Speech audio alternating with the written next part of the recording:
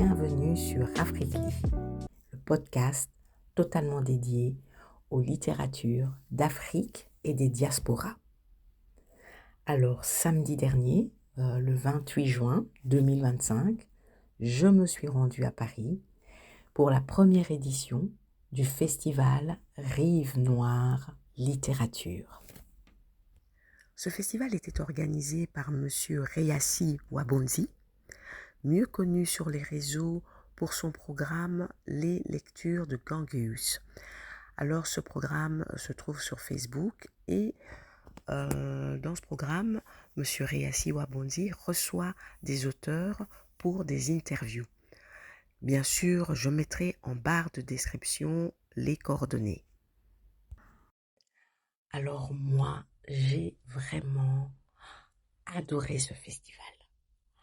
J'ai été impressionnée par la qualité des échanges, de toutes les rencontres, de toutes les tables rondes qu'il y a eu avec les auteurs, la qualité des échanges, la qualité des questions, la qualité des débatteurs. Non, franchement, waouh, c'était vraiment du très très haut niveau. Alors, toutes les rencontres étaient incroyables. Et vous avez la possibilité de voir toutes ces rencontres en allant sur Facebook, sur les lectures de Gangueus. Et je le répète, je mettrai le lien en barre de description. Alors, néanmoins, il y avait une rencontre que j'ai trouvée particulière, que j'ai trouvée très puissante. C'était cette rencontre entre deux auteurs.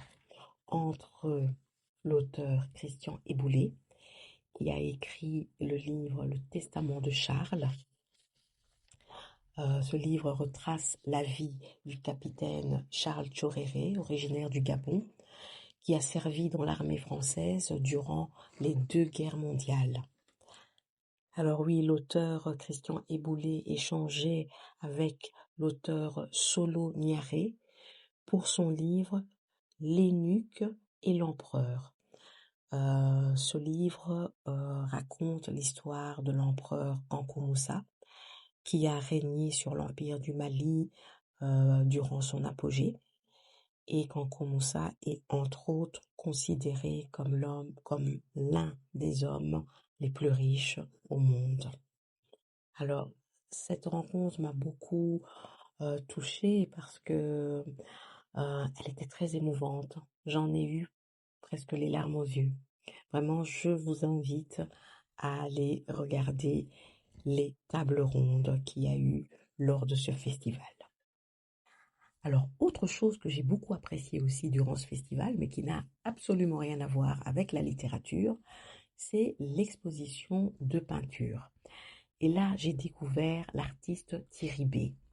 Alors Thierry B, il vit à Paris et il est né à Brazzaville. Et dans son œuvre, il est autodidacte. Et dans son œuvre, on ressent un peu toutes ces cultures, on peut dire, parce qu'on sent ces influences africaines, bien sûr, mais aussi occidentales. On ressent l'influence aussi de la BD belge, des comics américains, du manga. Donc vraiment, j'ai adoré ces œuvres. Et je vous invite à découvrir cet artiste, Thierry B. Alors, lors de ce festival, j'ai retrouvé des auteurs que j'ai déjà rencontrés par ailleurs, Emily Boom, Sami Tchak, Dadier Dembélé, et j'ai aussi découvert d'autres auteurs, mais j'étais vraiment impressionnée par les thématiques qu'ils développent et par leurs plumes.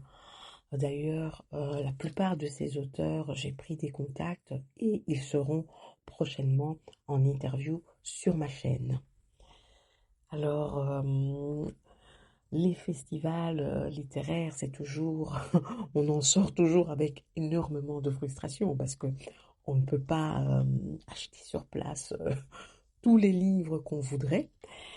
Mais enfin, ces rencontres, moi je me dis, c'est vraiment capital parce que on peut aussi acheter des livres édités uniquement en Afrique et ces livres-là, c'est très très difficile de se les procurer.